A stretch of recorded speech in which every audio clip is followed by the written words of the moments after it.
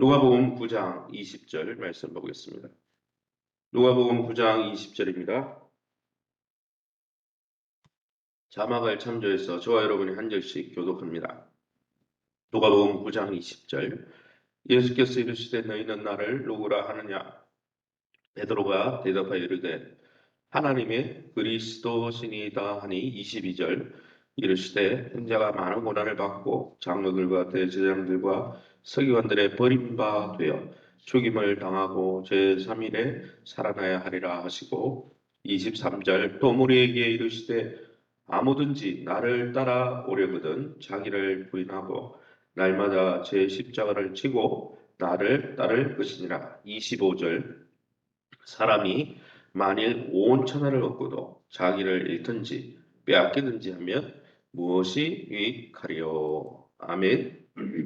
오늘은 누가복음 9장 18절에서 27절 말씀 가지고 주는 그리스도시라 그런 제목으로 말씀을 함께 나누기 원합니다.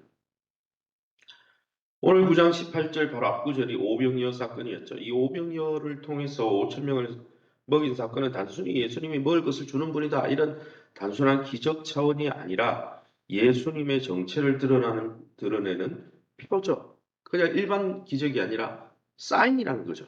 표적이라고 요한복음 사도 요한은 그것을 생명의 떡이신 예수님, 예전에 광야에서 만나를 내려서 먹이셨던 이스라엘 백성 먹이셨던 것처럼 생명의 떡으로 오신 예수님의 그 실체와 정체성에서 보여주는 그런 표적이다 말씀하고 있습니다. 예수님이 이 표적을 행한 다음에 아주 자연스럽게 제자들에게 너희는 나를 누구라 하느냐?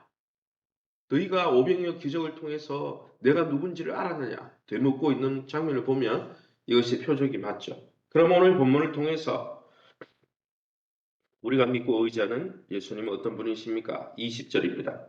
예수께서 이르시되 너희는 나를 누구라 하느냐? 베드로가 대답하여 이르되 하나님의 그리스도시니이다. 베드로의 대답을 통해서 그리스도, 즉 메시아이신 자신을 계시하고 있습니다.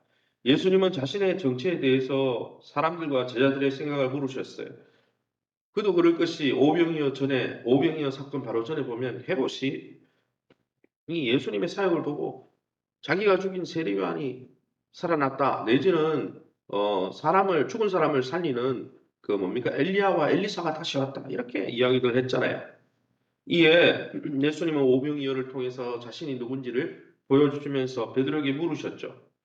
베드로는 주는 그리스도 곧 메시아 하나님이 이스라엘을 구원하기 위해서 보내시는 구원자 메시아라고 고백했습니다. 사실 이것을 깨닫게 하신 분은 마태복음 16장 17절에 보면 성부 하나님이시라고 분명히 소개되고 있습니다. 아무나 이것을 깨닫는 게 아니죠. 세상 사람들도 그렇지 않습니까? 예수님을 신이라 생각하지 않아요. 하나님의 아들이다. 메시아다 생각하지 않습니다. 그냥 좋은 스승이다. 좋은 철학자다. 못 깨닫는 거죠. 그래서 예수님은 제자들이 바르게 자신을 이해할 수 있도록 18절에 홀로 기도하셨던 것이죠. 사랑하는 성도 여러분, 우리 주님이 메시아로 오신 우리 주님이 죄와 죽음의 저주를 끊으시고 우리에게 영원한 생명, 하나님의 영원한 사랑을 받을 수 있는 존재로 우리를 변화시켜 주는 분임을 그 메시아임을 확실히 믿고 있습니까? 이 주님의 사랑 안에 날마다 거하며 이 사랑으로 충만한 삶을 누리시기를 또 그리스도를 아는 지식 가운데 올바로 자라가시기를 예수님 이름으로 축원합니다. 22절입니다. 이르시되 이자가 많은 고난을 받고 장로들과 대제사장들과 서기관들에게 버림바 되어 죽임을 당하고 제3일에 살아나야 하리라.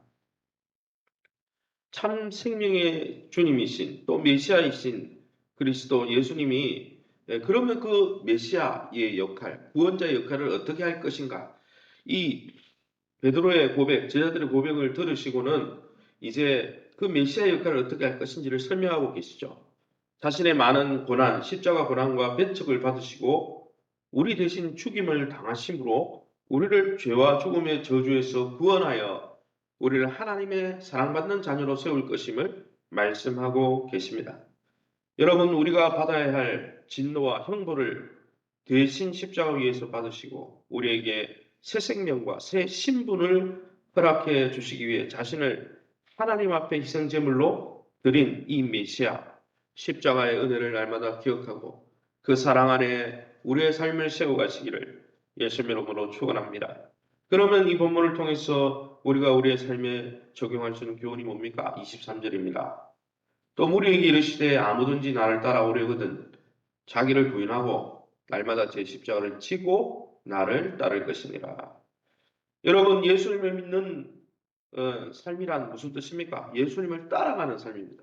예수 믿는다는 말은 이제는 예수님이 가신 길을 따라가겠다는 거예요. 그런데 주님을 따르는 삶은 어떤 삶이라고 예수님이 소개하고 있습니까? 주님을 따라가는 자가 구원받고 주님을 따라가는 자가 하나님의 사랑을 입는데 그 삶이 어떤 삶이에요? 십자가의 도가 무엇입니까? 자기를 부인하는 거예요. 하나님 없이 살던 자기 중심적으로 살면서 자기가 왕이 되고 자기가 하나님이 되어 살던 그러한 옛자를 십자가에 못 박고 부인하는 삶이죠. 자기 십자가를 지는 삶입니다. 이것은 우리 삶에서 예수님을 왕으로 모시고 예수님을 주인으로 두고자 할 때 그와 다투는 그와 다투는 세상을 내려놓으라는 거예요. 여러분, 우리가 연인끼리도 서로 사랑해서 서로 헌신하려면은 세상에 있는 모든 여성을, 세상에 있는 모든 남성을 내려놔야 그 사람을 사랑할 수 있는 거지. 이 사람도 사랑하고 저 사람도 사랑하고. 그런 사람이 어떻게 결혼해서 헌신할 수 있겠습니까? 그렇게 사랑하는 성도 여러분, 세상은 자신을 세우고 자신을 가지라고 하지만은 주님은 너희가 내 사랑을 입으려면 너희를 버리고 나를 수용하라 말씀하시는 것이죠.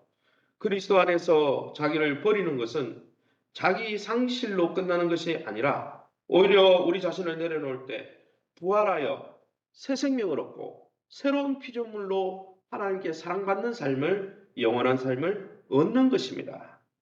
그러기에 예수님이냐 나 자신이냐 이렇게 놓고 생각할 때마다 날마다 예수님을 더 사랑하고 주님을 쫓아갈 수 있기를 예수님 이름으로 축원합니다. 25절입니다. 사람이 만일 온 천하를 얻고도 자기를 잃든지 빼앗기든지 하면 무엇이 유익하리요? 사람에게 나라는 존재는 너무 소중합니다. 그래서 죽는 순간까지 자신에 대한 집착을 버리지 못하는 것이 우리의 인생이죠. 그러므로 사람이 자신에 대한 모든 기대를 내려놓고 예수님을 붙든다라는 것은 참으로 어려운 일입니다. 자기보다도 예수님을 더 사랑한다. 이거 어려운 일이죠. 그러나 여러분 필연적으로 우리가 그 길을 가야 되는 거죠. 그러나 제자의 삶은 온 세상을 또 우리 자신을 내려놓고 포기해도 여러분 절대 포기할 수 없는 우리 자신을 내려놓고 하나님을 바라보는 거예요. 하나님을 나 자신보다 주인으로 섬기는 거죠. 그러면서 하나님이 주는 참 평강을 누리는 거예요. 여러분 원죄가 뭡니까? 아담과 하와가 단순히 사과나무 같은 선악과를 따먹은 것에 그치는 게 아니라 그것을 따먹었다는 것은 더 이상 하나님을 주인으로 모시지 않고 내가 주인이 되겠다. 독립을 선포한 거죠. 하나님 없어도 된다. 그러기 여러분 우리가 구원받고 하나님 은혜를 누리려면 그런 독불장군처럼 왕이 되고 내가 절대적인 기준이 되어서 모든 것을 고려하려고 하는 내 자신을 내려놓고 하나님의 사랑을 수용하는 것이 사는 길이죠. 그러기에 사랑하는 성도 여러분, 끝내 자기를 부인하지 못하며 자기가 왕이 되어 살다가 주님이 오시는 날 하나님 앞에서 부끄러운 그러한 죄인으로 드러나지 말고 날마다 우리 자신을 부인하고 예수님을 왕으로 주인으로 모시고 주님의 사랑 가운데 거하며 주님이 주는 넘치는 사랑을 풍성히 누리는 영생의 삶을 이 땅에서 누리시기를 예수님 이름으로 축원합니다. 시간에 우리 합심해서 기도하기 원합니다.